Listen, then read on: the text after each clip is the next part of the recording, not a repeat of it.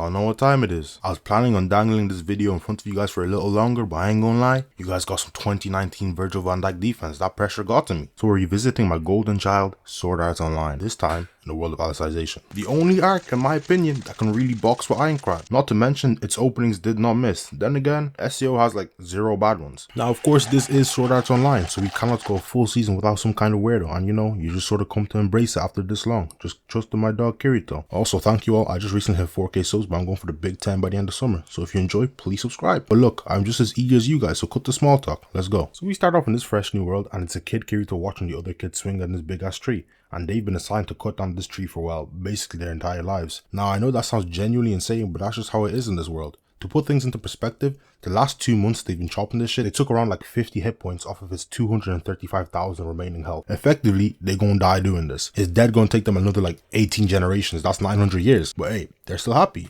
I always said, don't be a hero. But this is still some strain of Kirito, so you know he got the white knight gene. Anyway, this girl called Alice pulls up on them with some food. This is Eugeo, by the way. And she's telling them to eat quickly before the food goes bad. Man, this food good as a bit. Why can't we keep it? Because the heat makes it spoil, dumbass. Alright then, all we need is ice. So yeah, in their town there's this cave they are very clearly not meant to go into, but it's there these 3 morons decide to go procure ice just to keep their lunch cold. And shit, they find an entire dragon corpse in there, so they're wondering what the hell could have possibly killed it. Now in this world, there are things called integrity knights, and they talk about them like they're your mother. They just show up the second you do anything bad, and at the same time, they protect everyone from the knights of the dark territory. But this ain't a history class, you'll just have to see. They find this blue rose sword, but it's far too heavy for Eugeo or Kirito to lift. And now these guys don't know which way they came in from, but they hear voices and think shit is sweet. It was not sweet, because they're looking at the dark territory head on, and even so much as stepping foot there is taboo. Now remember what I said about those integrity and dark territory knights? Well, here's your history lesson. These guys are straight to boxing, and these niggas are on dragons too. The integrity knight slumps the dark territory one, and we see him reaching out as if he's calling out for help. Alice starts walking towards him, which like I just said is taboo. She trips on a rock and barely her fingertips touch the dark territory soil. She's cooked. But there might be hope because she didn't fully cross over. Then this head appears and snipes her location before disappearing. They get back to the village and Alice is all like, look forward to lunch tomorrow. I keep warning these anime characters to stop setting up very clear flags signaling problems, bro. The next day, Kirito and Eugeo are chopping the tree when an integrity knight flies over them to their hometown. And her pop's gonna hand her over, freshly tied up, like, nigga, where's your pride? Now this is a strain of Kirito, so his MC senses start tingling and he's all like, she ain't even do nothing. She just touched the ground for like half a second. So nigga? Damn.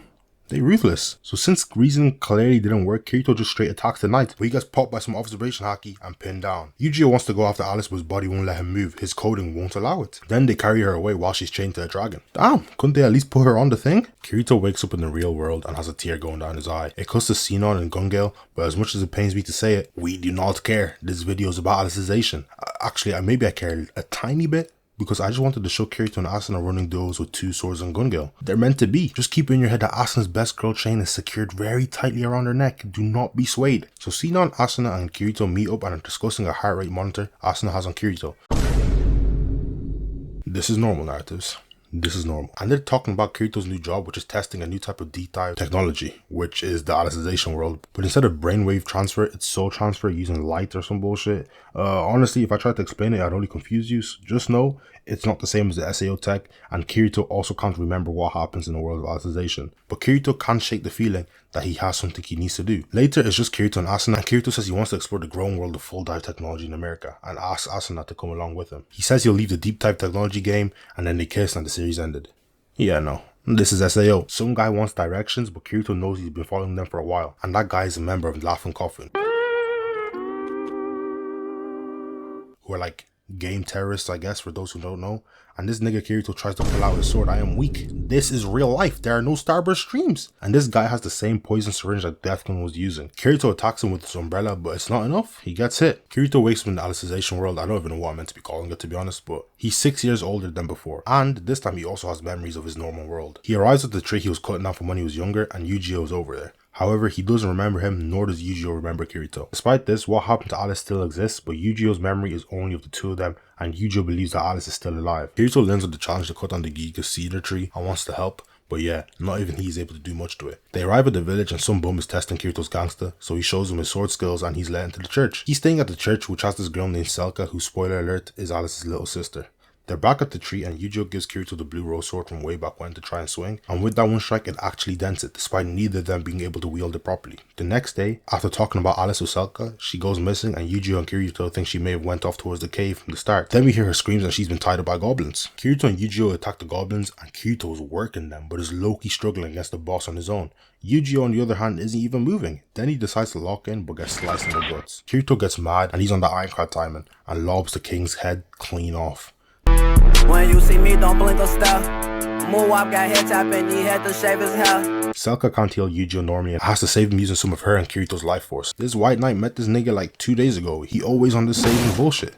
Then he gets this feeling of Alice asking him to save her before blacking out. Kirito's object authority went up, allowing him to wield the blue rose sword, and now the tree is losing hella durability. Eugeo, feeling helpless, asks Kirito to train him with a sword, and before we know it, the sword cuts down the Giga Cedar tree. Eugeo gets to choose his next calling, and of course he goes with swordsman. Kirito and Eugeo say goodbye to Selka and travels to the capital the next morning. Back in the real world, Kirito is okay, but he's in a coma-like state. And hey, I was so invested in the underworld, I deadass forgot somebody tried to take this nigga off the Atlas. Suguha and Asuna tried to visit Kazuto, but they aren't allowed, and the monitoring device Asuna has said Kirito is out of range. Yui's trying to help too, but I don't even really respect her, so we're skipping this. They end up at a helipad, so this nigga Kirito probably isn't even anywhere near them. And Yui talking about some, Daddy never stopped looking for you, so you have to look for him. Yes, let's compare the VR game to the entire fucking world. They send an email to Kayaba's assistant, and because Mr. Kikioka thinks she'll be helpful for his project, he allows her to come with her assistant to where Kirito is held. Except, this nigga is not her assistant. Nah, it's Asuna. And hey, I was not familiar with her game. She got him in like 20 fucking minutes. Now she's mad as hell, but Asuna is told that Wrath is the only place where Kirito can be treated. Back in the underworld, Eugeo and Kirito have enrolled in the Swordcraft Academy in order to bring themselves closer to the capital. They explain that confidence directly correlates to the power, and that's why their instructor Liena is so strong. Lena? It's Lena.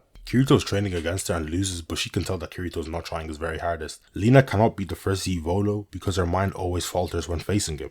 That's why she wants Kirito to go all out before she graduates to see the extent of her power. Probably. Kirito gave a branch of the Giga Cedar to a swordsmith who turned it into a sword. However, he'll let him have it free of charge if Kirito actually swings it. And he is able to because, well, he's Kirito. The first C catches Kirito training on a day of rest, and Kirito ends up accidentally staining his clothes with dirt. But the first C says that he won't snitch and will forgive him for training on a day of rest, but he won't forgive him for messing up his fit, so they decide to run the ones. But the rules aren't stopping short. Nah, they're doing first blood instead. And when Volo asks him to choose between the two, Kirito stands on 10 toes and lets him decide. You know he stays cold. And then the boxing commences. And Kirito decides to take the attack head on, but Volo has the weight of his entire bloodline behind this attack. However, you know Kirito got his gang with him too, especially Asuna. And because of this, his shit literally goes bigger. Pause. Volo is imagining the strength of the entire Giga Cedar tree behind Kirito's attack.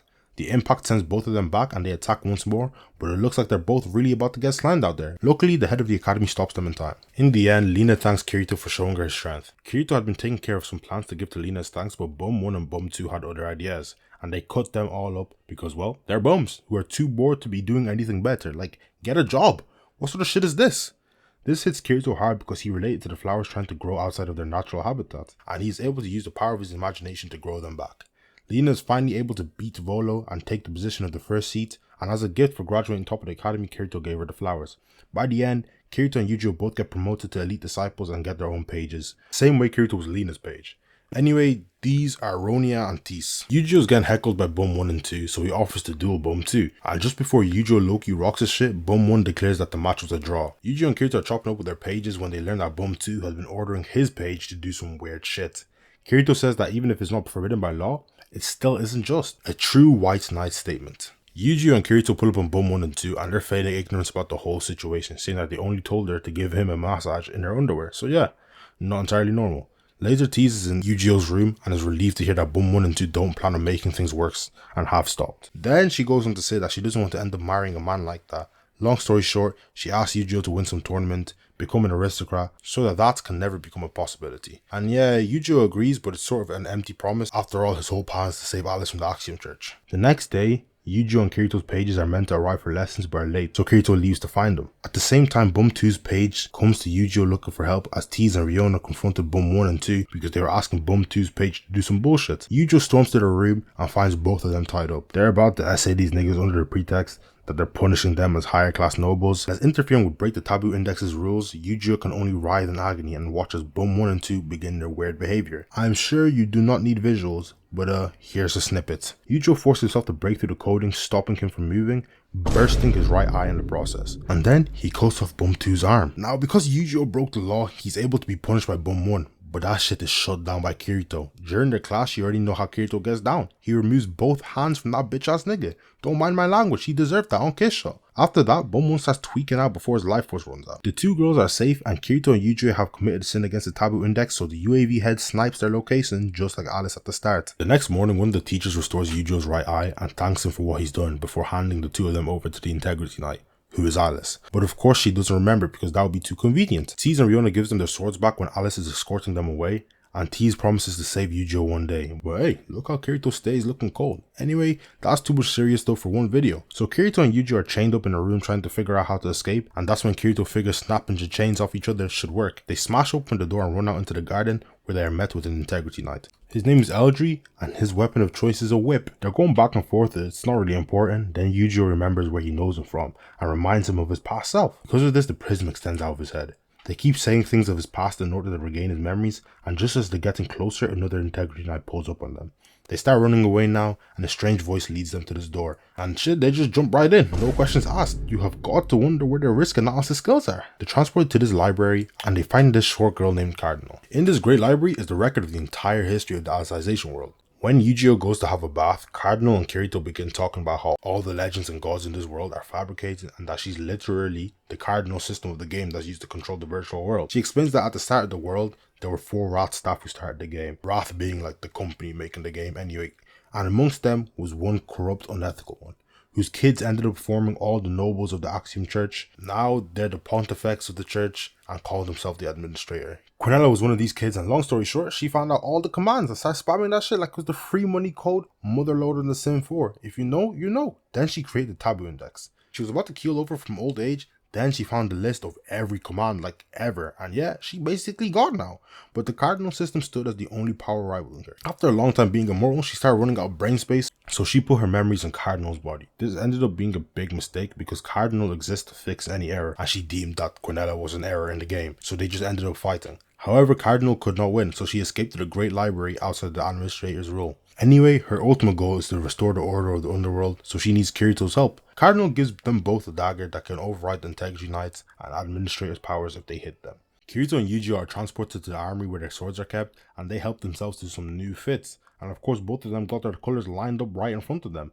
As soon as they walk out the doors, they're met with an Integrity Knight, and he pops his ult right from the jump. He shoots his bow and pierces straight through Kirito's ice wall defense. Kirito starts spinning his sword to block the attack but can't stop it fully. Then when he's knocked back, Eugeo takes the chance to jump in, his own sword ability cancelling the flames and freezing the Integrity Knight. The Knight is intrigued with their attacks and is satisfied with his defeat. Then he warns them of the Integrity Knights waiting for them at the 50th floor. His last request is that he wants Kirito and Eugeo to kill him before he's executed for failing to carry out Quinella's orders. He is also the same Knight that took Alice way back then. So nigga. However, his memory has been erased without ever doing it. Kirito urges him to remember his past and they spare him. Then they're met with these two maid kids. Kirito says he's not good with kids and delegates the task of talking to them to Eugeo, but yeah, we already know you can get backdoored at any moment in the world of SAO. These two harmless kids are actually Integrity Knights and stab Kirito and Eugeo, poisoning them. They bring them to the 50th floor where the second Integrity Knight, Fernatio, along with 4 other Integrity Knights wait. But suddenly, the two girls are cut and get paralyzed themselves.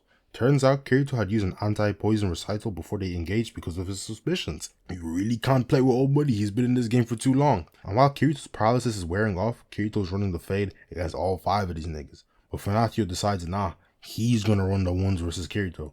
He uses the power of the sun's light reflecting to fire straight lasers at Kirito. And they're real life Swiss cheesing him. He has actual holes in his body. Fernatio's shit talking about the nature of his ability, and because of that, when he goes to fire his killing blow, Kirito forges a mirror and reflects it back at him. This is why you gotta shut him when you aren't being spoken to, bruh. And the attack then reveals Fernatio's true identity, which is a woman. And now she feels like Kirito won't fight her seriously because he knows this. However, his hands are rated E for everyone. After all, he's boxed with Asuna plenty of times. He knows them women stay strapped, pause, and they're fully moving out there. I could tell you box for the love of the game. No man has ever tried to slash my detestable face on the gang. Shawty, you know damn well you are bad as hell. You even got lipstick on.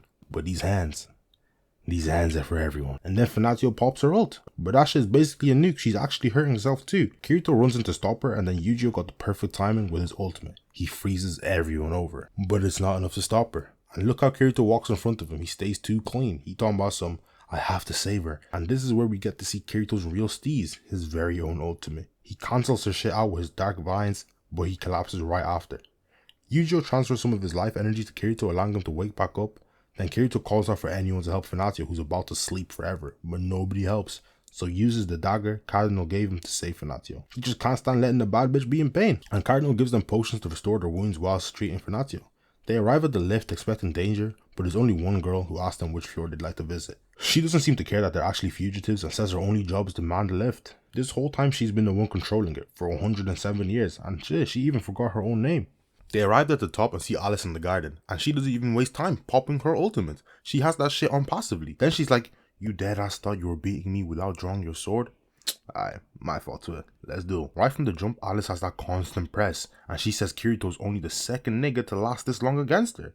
She attacks and Kirito deflects her sword, then Eugeo freezes them both over, intending to stab her with the Cardinal sword and restore her memories. But that shit does not work. As a last resort, Kirito uses his enhanced armament and clashes with Alice. But before Eugeo can land, the church walls break apart and they fall out into the sky. Since the church walls passively restore themselves, Eugeo separated off by them. Now, remember when I told you to keep in mind that Asina's chain is still tightly secured at Best Girl? This is where I need you guys to really remember, because I ain't even gonna lie, I almost got bewitched. So, Kirito's hanging off the edge and is holding Alice up, and she's telling him to let go, in which he responds by calling her an idiot. Now she's got this stupid ass face saying, I'm not a dumbass. He lifts Alice up to latch onto the seams in the walls, and when he ends up falling, she returns the favor by saving him. Kirito forms these metal wedges to slowly climb up, but Alice feels like she can't do it. They look up after Alice hands them some rods, and the gargoyle-like statues above them begin taking shape and attacking them. They're the same ones from the Dark Territory, and Kirito's really out here boxing while standing on the tiny rod. He flings her upwards to the platform and she does the same angrily. They both defeat the monsters, and Kirito has some minion blood in his face. He's about to wipe it with his sleeve like a real nigga, but Alice gives him a handkerchief and demands he gives it back to her, washed, before she eventually kills him. At the same time, Eugeo enters a room in the tower and is met by an integrity knight in a bathhouse. This knight's name is Berkuli, and I'm not gonna lie, you can already tell this guy got mad aura. Berkuli asks if Finatio is alive, and when he finds out she is, he says he won't fully end Eugeo's life. This is some Escanor level confidence. Berkuli states his name, and Eugeo realizes that he's the legendary hero that killed the white dragon in his hometown. Berkuli's first attack almost takes Eugeo off the map, and he has the ability to attack into the future.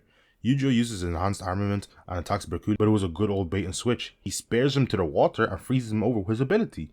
This was a real slimy move, but he knew what had to be done. I got to respect it. Eugeo's stuck in the ice too, then he releases his enhanced armament's second phase. The blue rose absorbs the life of whoever's caught in its ice. He begins to inform Berkuli of his past, and Berkuli seems to agree he couldn't tolerate the story of him being a knight summoned from the heavens.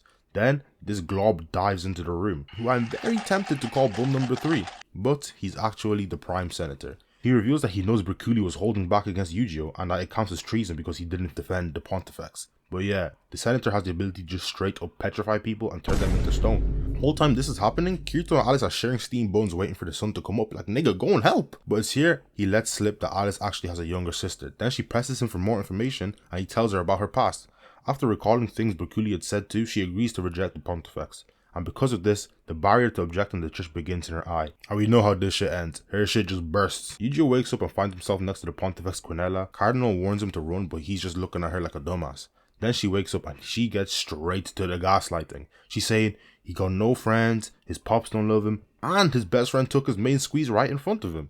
Now that I'm thinking of it, this is just like Kakashi, Obito, and Rin. Anyway, Eugeo gets successfully gaslit, and now Quinella is offering up the yams for him to join her. And shit, he got no defense. He starts reciting the command to become an Integrity Knight on the spot. Kirito carries Alice all the way up to the 95th floor, and he uses an ability to locate Eugeo and figure out he's below him. They find Berkuli turned to stone, and Alice is crying and shit. Berkuli opens his eyes and congratulated Alice on breaking the curse before giving the drop on Eugeo's location. In the ice, Kirito finds Eugeo's sword, and Alice comments that for some reason two swords suits him. Does she know? But Kirito ends up saying it would be a wild idea. So now they pull up to the Senator's room, and these floating faces are doing some weird shit slurping down food. Then they see the Prime Senator Trudelkin. They start shaking him down, but Trudelkin is a dog. So he starts laughing about how younger Alice was begging to keep her memories. Alice gets tired of it and stabs him, but he just pops like a balloon before running away. They can't see him anymore, but floating down from the roof is Eugeo, and I ain't gonna lie, his fit is clean. His fit is clean. Now, of course, Eugeo has no recollection of Kirito and uses some special power to take his sword straight back from him. and Kirito declares he's not ready to lose to his student just yet. After all, he taught Eugeo all the shit he knows. After they exchange a couple of strikes, Kirito shows Eugeo a little bit of his bag with his new move. He knocks Eugeo's sword out of his hands and is about to follow up, but Eugeo forces Kirito back with some magic attack. Alice asks if she should step in, and she must not know who this nigga is. Kazuto, never duck of fate, Kirigaya has defeated Fiar God before, and this is no exception. And now Kirito is walking Eugeo down while telling him his every memory. And when he sees his fine shit Alice, his little memory prism comes out of his head. But then he starts smiling and pops his ult, freezing both of them over before floating back up on some cool shit. Eugeo comes back to the Pontifex and this nigga under 2000% Snow Bunny mind control. It is over. His ass is in an Emma ult. The Pontifex wants to resynthesize him, but suddenly Eugeo fixes up and strikes Quinella with the dagger that Cardinal gave him. But she reflects it. She now has the ability to ignore any metal object damaging her. And I'm not even gonna lie, I don't even know why she got no clothes on. Quinella rage baits Eugeo by telling him how the senators were doing Kid Alice, and he attacks,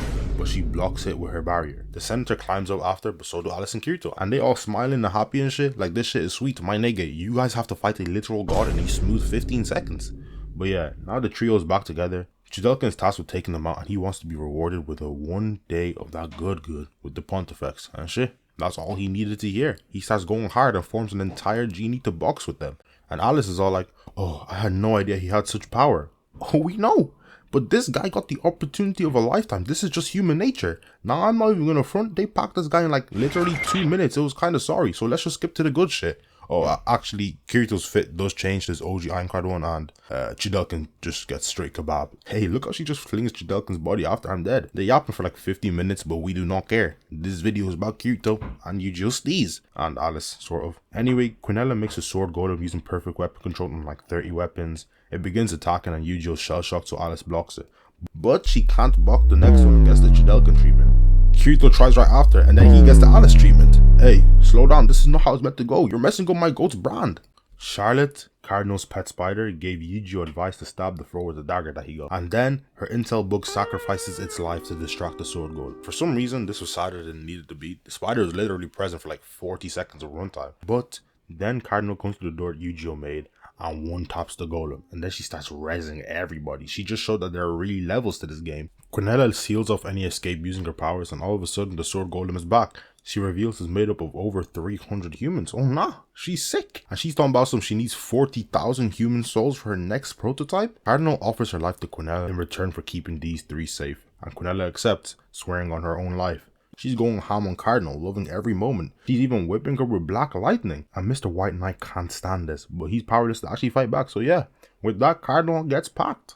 Eugeo begins his final command with the help of Cardinal by absorbing his sword in Alice's brain memory thingy to create his own version of the sword golem, and he's keeping up with the sword golem too. We then see Cardinal wish Kirito well and turn to dust. Eugeo's sword form attacks and crushes the core of the sword puppet, and now he's facing Quinella head on, but their second clash leads to Eugeo breaking, although he did cut off Quinella's arm. And while split in half, he transforms back to his usual state, still split in half, and Kirito's dejected looking at Eugeo's body. And Quinella transforms her cut off arm into a sword, but Kirito doesn't have the will to fight anymore, and as he's about to let her defeat him, Alice jumps in the way, a sight that he's all too familiar with.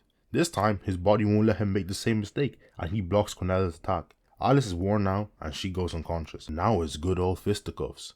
Kirito is running the ones one more time, so you know he has to put on the OG fit. After all, the situation isn't too different to the last time. Kirito's Ironclad skills aren't even working either, as there's nothing in the world that Quinella doesn't know. She even uses Asuna's own attack against Kirito, her follow-up being one of Klein's moves. Eugeo calls out to Kirito, who's getting worked, and they both remember that they actually knew each other the whole time, and the way they're approaching each other, I deadass thought they were about to kiss, no funny shit. Eugeo transfers his remaining life force into his sword, creating the Blood Rose sword, and Eugeo closes his eyes for the final time. And I know it's sad, but we're gonna have to change the tempo. Kirito got 2 swords now, and 2-sword Kirito has never dropped a round in his life. Okay, maybe 1 round.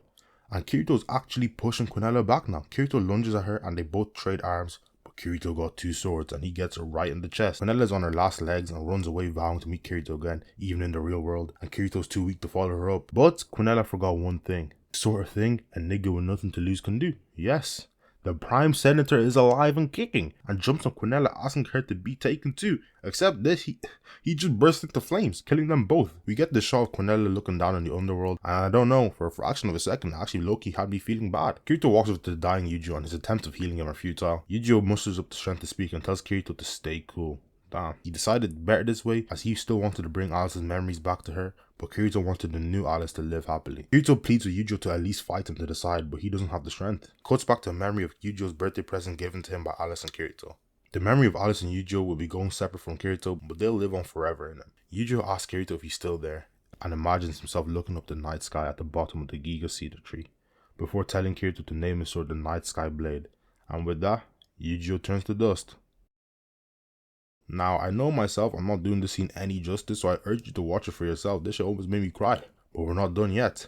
Kirito is able to contact the outside world with the laptop Quinella created, and for some reason, the rat center he's held in is getting raided by like actual military police. Yo, what the fuck? Kikuoka is under pressure and asks Kirito to deliver Alice to the World's End altar.